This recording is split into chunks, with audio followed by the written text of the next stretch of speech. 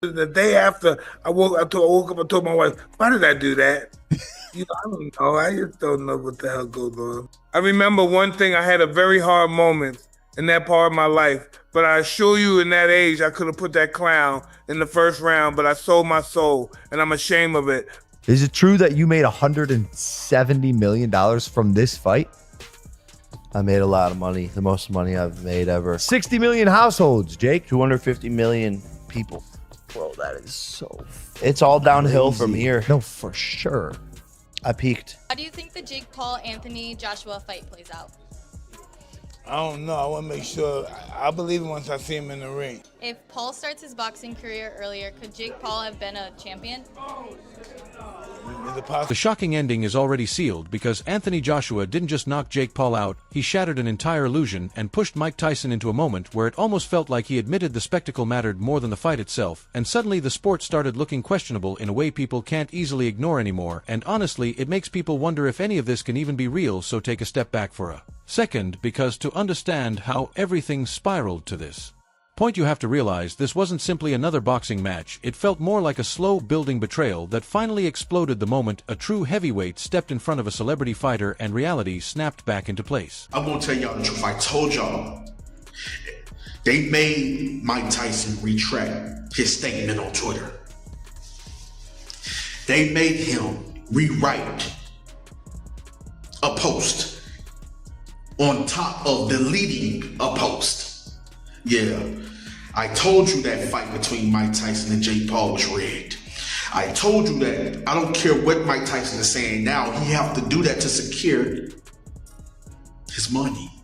He's still an investment for future exhibitions. I still can't shake the image of Mike Tyson sitting ringside watching Anthony Joshua dismantle Jake Paul, because the look on his face didn't seem like pride or surprise. It felt more like recognition mixed with regret, the kind that comes when you realize someone else just did what you never did inside the ring, and every instinct Tyson built during his career had to recognize that moment. Many people believe Tyson could have ended Jake Paul whenever he wanted, and everyone in that arena likely knew it, including Jake himself, which is why Joshua's knockout changed the entire conversation, because it suddenly exposed how real the danger always was. While the limits around those earlier fights felt questionable, and the second Joshua dropped Paul in the fifth round, the whole narrative seemed to crack open as fans everywhere started replaying the Tyson fight in their heads, asking the same uncomfortable question again and again: why didn't it end like this before? And once those doubts start forming, they don't just fade away, they keep echoing through every debate that follows. Down on a podcast one time, and he talked about it. He said, I don't want to do an exhibition against Floyd Mayweather. Yeah. He said, I'm only doing real fights. And of course, I can't get up high in weight, but I'll fight him in a real fight at the weight that I'm at. But Jake Paul, I mean, as of right now, for what he's doing, it's good for what he's doing. But once he fights a real fighter, people keep calling it a mismatch, but that word feels far too simple for what really unfolded, because this wasn't just one fighter being better than the other. This felt like exposure reality crashing back after years where the lines between spectacle and sport started to blur. Anthony Joshua didn't rush the finish either, he stalked the moment with patience, and that is what made the whole scene feel so intense, because when a seasoned heavyweight slows the pace, it usually means he already knows how the story ends, and you could almost sense that pressure building on Jake Paul as the rounds passed. Then the sixth round arrived, and it felt less like a moment and more like a verdict, not just because of the punch itself, but because of what it represented. That right hand didn't only shatter a jaw, it shattered the illusion that this whole experiment could keep presenting itself as traditional boxing, and the second words like titanium plates started entering the conversation, the laughter disappeared instantly, because suddenly the consequences were impossible to ignore. What made the moment even colder was Eddie Hearn saying he once gave Jake his debut, while Anthony Joshua might have just given him his final fight, because that didn't sound like casual trash talk, it sounded like the final line of a closing argument, and promoters rarely speak that way unless they truly believe a chapter has ended. And if you think Jake Paul didn't hear those words replaying in his mind while staring up at hospital lights, then you're missing the deeper psychological weight of what happened that night. Damage entirely. Eddie, I want to follow with you, because when this fight was first announced, you had said something to the effect of this would end Jake Paul's career. After what you saw tonight, do you think that Jake should continue to box, or what do you think the future holds for him? Yeah, look, I really take my hat off to. I mean, we have to see if it is a broken jaw. Those injuries are very difficult to come back from. But as AJ said, like that last shot would have knocked out a lot of heavyweights. And I know he went down heavy, but, you know, he he was conscious on the floor. And I thought his game plan, although obviously very negative early on, which it had to be, was, back to Tyson, was smart at times. And there were times where he held his feet and let his hands go. It was a very one-sided fight. It was always going to be a one. Joshua tear it apart forces a brutal. Watching Anthony Joshua dismantle everything forces a brutal comparison because one man followed the script while another completely tore it apart, and history usually remembers only one of those decisions. No matter how big the payday was, people can call it conspiracy if they want, but the conversation started the moment Mike Tyson admitted he barely remembers that fight and woke up asking himself why he even did it, because that doesn't sound like a man proud of what happened. It sounds like someone who knows he left something meaningful unfinished, and that kind of regret only grows louder as time passes. Joshua didn't need to deliver speeches after the fight because the message was already delivered through his fists, and the silence that followed only made it louder. And when silence becomes the strongest statement in the room, it usually means the truth has become too obvious to twist, and somewhere out there every influencer style fighter watching that moment probably felt a knot in their stomach, whether they are willing to admit it or not. Yeah, but it's not from like talking. Talk to me about what your jaw feels like, because you got it's like a baseball in there. two plates. It just feels like 4 titanium plates. 4 titanium plates. How many do you have? Just one. There is an even darker layer to this story that very few people want to confront because it threatens the entire structure that has been built around these kinds of fights. If one genuine heavyweight can erase years of hype in just a few rounds, then it raises a serious question about how fragile that whole system might have been from the start. And if that thought makes people uncomfortable, it probably should, because somewhere behind the scenes there are likely people working overtime trying to control the narrative and limit what this moment could mean for the future of the business. I remember the fight that much. I kind of blanked out a little. Listen, know what I remember? Coming back from the first round, and then the next day I remember Jacob doing some kind of, I don't know, what was he doing at the ring? Oh, yeah, a little bow at the end. He bowed. And that's the last thing I remember. You know, but the day after the fight, the day after, I woke up and told my wife, why did I do that? You know, I don't know. I just don't know what the hell goes on. What did you think of Jake's power, man, when you were in there?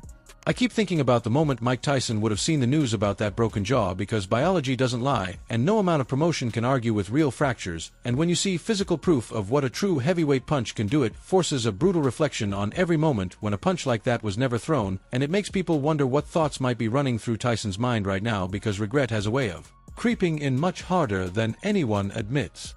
Publicly, here is the real-time bomb in all of this. If Tyson is now openly suggesting that money influenced outcomes, then how many other fights are about to be questioned by fans? Because once trust starts breaking down, it spreads quickly, and boxing has always depended on belief from the audience, and right now that belief feels shaken. Another thing that keeps standing out is how calm Anthony Joshua looked the entire time, because calm fighters are often the most dangerous and the most honest in the ring, and his composure felt less like someone chasing glory and more like someone correcting something that had been allowed to drift for too long, and corrections rarely stop with a single moment. They ripple outward, leaving everyone watching to wonder who might feel exposed next.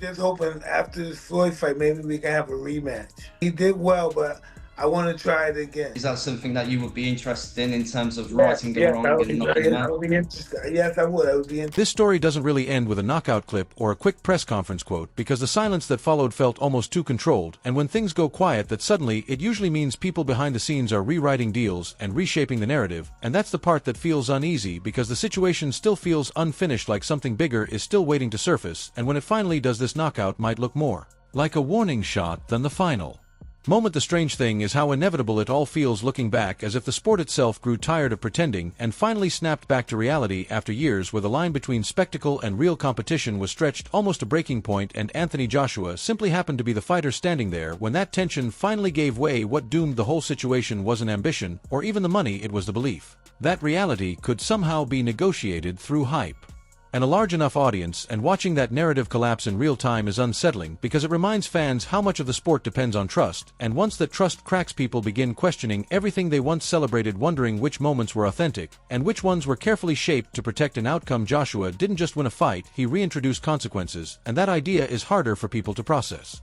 because consequences don't trend well online, but they linger long after the cameras disappear and the noise fades. The contrast between preparation and promotion also became impossible to ignore, because one grows quietly in the background while the other survives on constant attention, and when those two forces finally collide, the quiet work almost always wins, not dramatically, not loudly, but decisively, like gravity, quietly reminding everyone that hype never had real power over Reality, what also feels unsettling, is how normal it became to treat experienced fighters as background pieces in a storyline instead of people who spent decades sharpening instincts built through damage and discipline, because once you reduce someone like that to a plot device you forget they can end the night with one precise moment. There is even a sadness in realizing that legends themselves are not immune to the pull of spectacle and money, because when someone as iconic as Mike Tyson becomes part of that machine, it reveals just how powerful the system has become and how difficult it is to step outside it. Once you are inside, moments like this are rare because they shift the emotional balance of an entire sport, where suddenly the loudest personalities fall silent while the quiet professionals remain standing with their credibility untouched. Every replay of that knockout feels heavier, not because of the punch alone, but because of what it represents: a clear line between levels and a reminder